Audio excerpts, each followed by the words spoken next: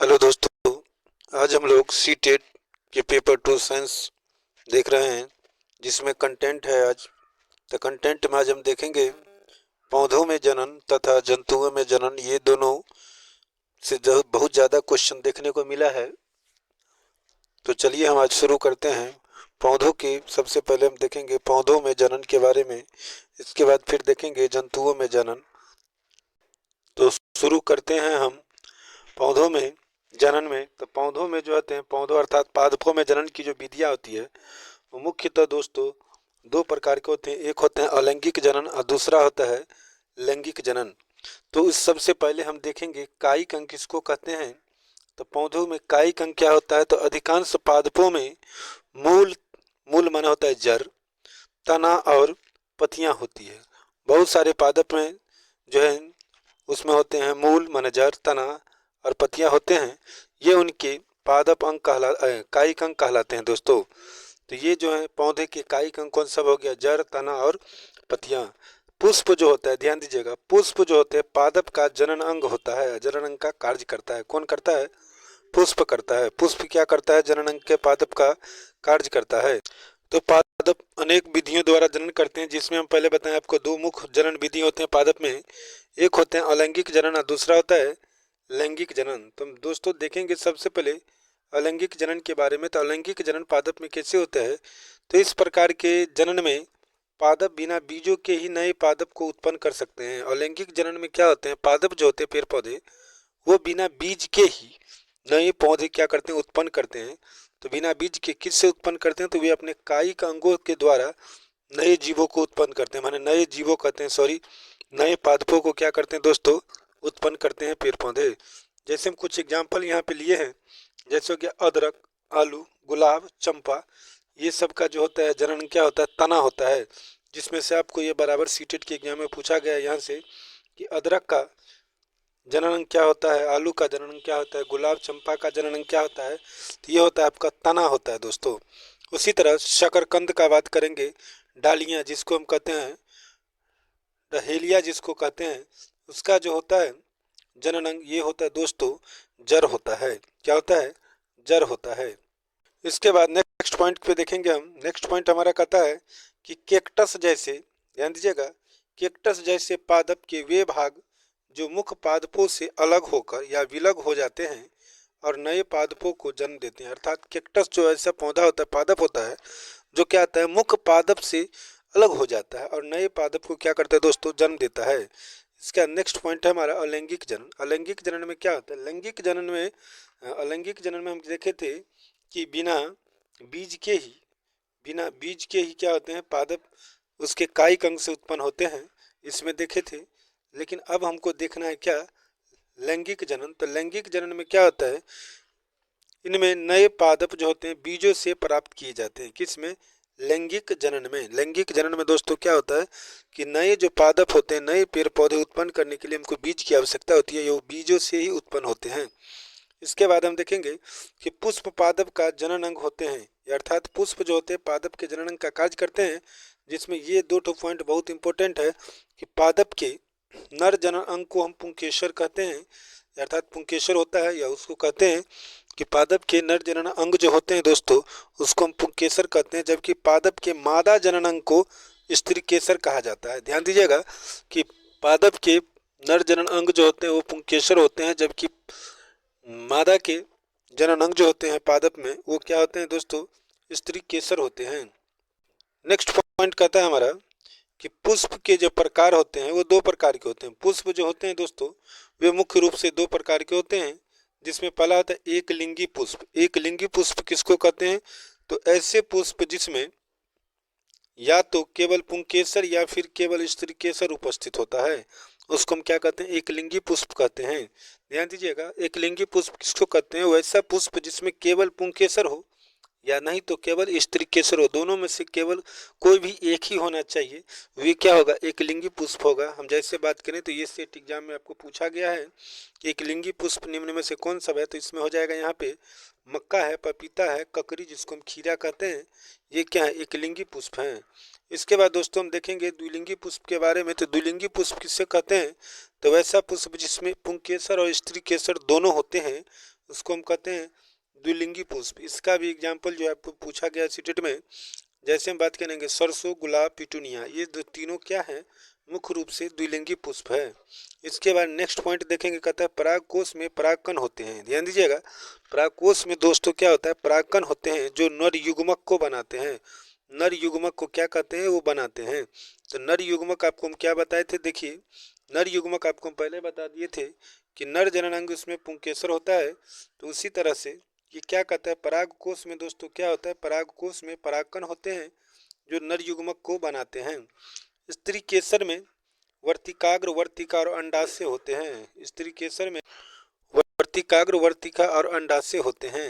अंडाशय में एक या अधिक बीजांड होते हैं। ध्यान दीजिएगा कि ये जो अंडाशय होते हैं, इस अंडाशय में एक या अधिक क्या होते हैं दोस्तों, बीजांड होते हैं।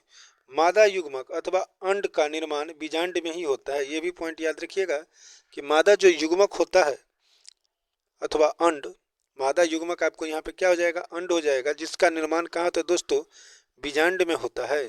नेक्स्ट पॉइंट देखिएगा, नेक्स्ट पॉइंट क्या कहता है कि अलैंगिक जनन में नर और मादा युग्मकों के युग्मन को युग्मनज कहा जाता है। जब नर लैंगिक जनन में नर और मादा दोनों युग्मक मिलते हैं तो इस क्रिया को हम क्या कहते हैं, युग्मनज कहते हैं। इसके बाद आपको है परागन। परागन किसको कहते हैं, तो थोड़ा ध्यान दीजिएगा, परागन क्या होता है, तो परागकणों का परागकोश से पुष्प के वर्तिकाग्र पर स्थानांतरण परागन कहलाता है। ध्यान दीजिएगा दोस्तों कि परागकणों का परागकोश से पुष्प के वर्तिकाग्र पर स्थानांतरण परागकण कहलाता है। परागकण जो होते हैं वो कई प्रकार से हो सकते हैं, लेकिन यहाँ पे परागकण के प्रकार की बात करेंगे तो परागकण दो प्रकार के होते हैं। एक होता है परागकण जो होते हैं स्वपरागकण होते हैं, परागन होते हैं, एक होता है पर परागन। ध्यान दीजिएगा, परागन जो होते हैं दो प्रकार के होते हैं, एक होते हैं स्वपरागन और दूसरा होता है पर परागन। तो पर परागन किसको कहते हैं और स्वपरागन किसको कहते हैं, तो स्वपरागन कहते हैं जिसमें परागकण परागकोश से उसी पुष्प के वर्तिकाग्र पर स्थानांतरित होते हैं।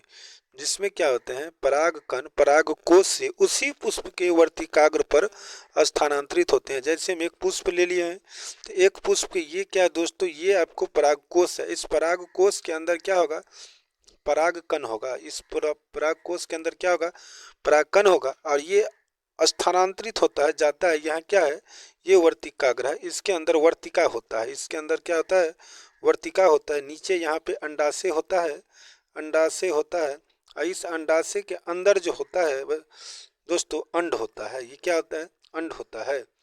तो ये परागकोश से परागन निकल कर कहाँ जाता है, वर्तिकाग्र पर, वर्तिकाग्र से वर्तिका में आएगा, इसके बाद अंड जो है अंडाशय से निकल के जाएगा, यहाँ पे क्या होगा, उसका युग्मनज होगा। इसी प्रकार अब है परागकण। परागकण क्या होता है कि पर परागन में यदि हम बात करें कि पर परागन क्या होता है, तो इसमें परागकण एक पुष्प के परागकोश से उसी प्रकार के दूसरे पुष्प के वर्तिकाग्र पर स्थानांतरित होते हैं।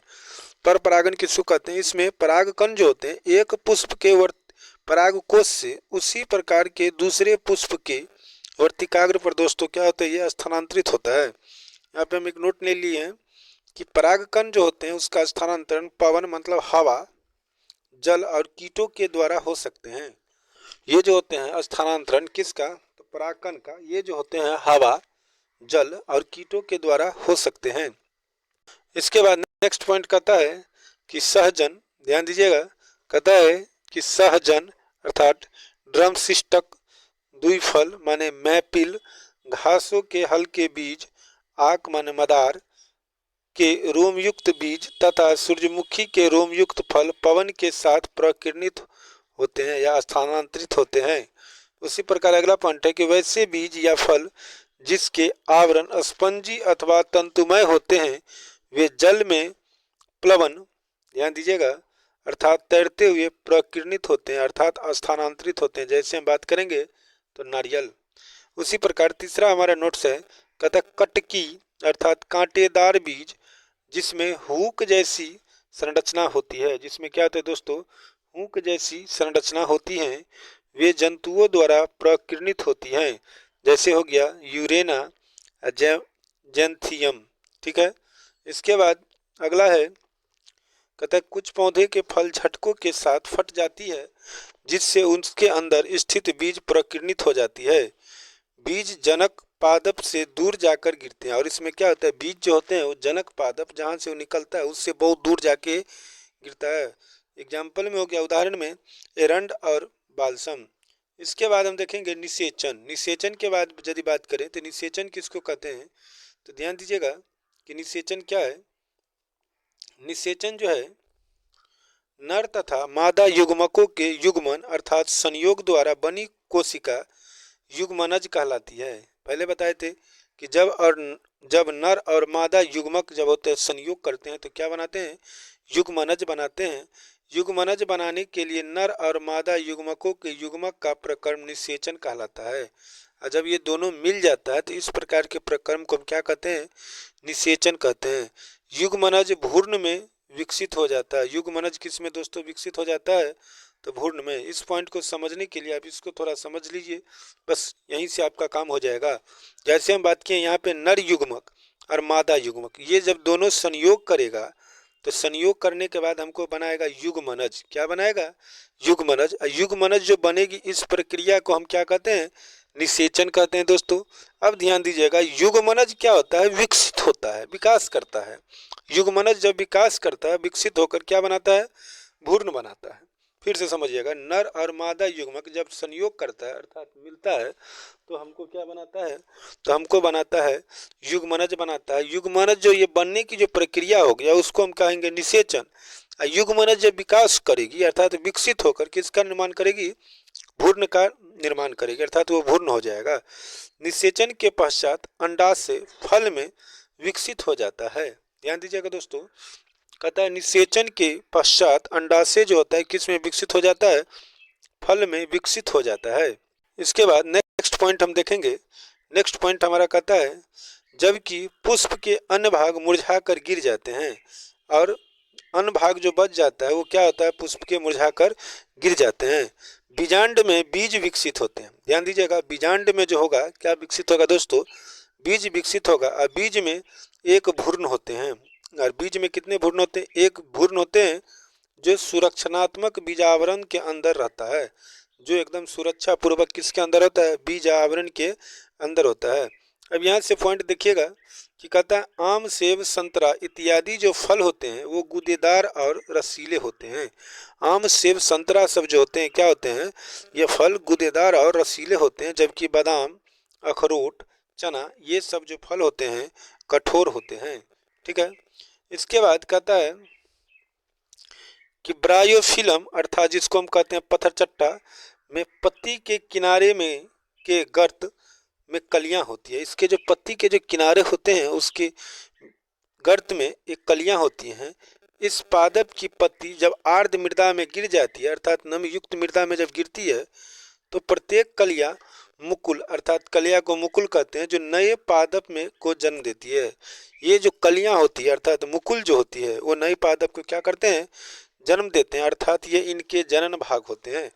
माने पतियां जो हो गए पत्थर चट्टा अर्थात बायोफिलम का या कलिया की कहिए या पत्ती कहिए या मुकुल कहिए, ये क्या हो जाते हैं, इसका जनन भाग होते हैं। इसी प्रकार ये पॉइंट देखिए, कहता है इष्ट जो है एक कोशिकीय जीव है। इष्ट क्या है, एक कोशिकीय जीव है जो मुकुलन के द्वारा जनन करती है, या उसका जो जनन अंग होता है मुकुलन होता है। उसी तरह शैवाल, जिसमें हम एक शैवाल का नाम ले लिए स्पाइरोगाइरा, ये खंडन के द्वारा जनन करते हैं। शैवाल जो होते हैं वो किसके द्वारा जनन करते हैं दोस्तों, खंडन के द्वारा जनन करते हैं। उसी प्रकार हो गया कवक में बीजाणु के द्वारा जनन होता है। उसी प्रकार फर्न और मॉस में भी बीजाणु द्वारा ही जनन होता है। उसी प्रकार मैपिल में क्या होता है, मैपिल में पंख द्वारा जनन होता है। मैपिल जो होता है उसके द्वारा किसके द्वारा जनन होता है, पंख द्वारा। जबकि डबल रोटी और फफूंद बीजाणु उत्पन्न करने वाला एक पादप जीव है। डबल रोटी जो होता है और फफूंद ये क्या होता है, बीजाणु उत्पन्न करने वाला एक ठो पादप जीव है। आपको पूछ देगा कि बीजाणु उत्पन्न करने वाला एक पादप जीव कौन होता है, बीजाणु को उत्पन्न करने वाला, तो हम कहेंगे डबल रोटी और फफूंद जो होते हैं बीजाणु उत्पन्न करने वाला एक पादप जीव होते हैं।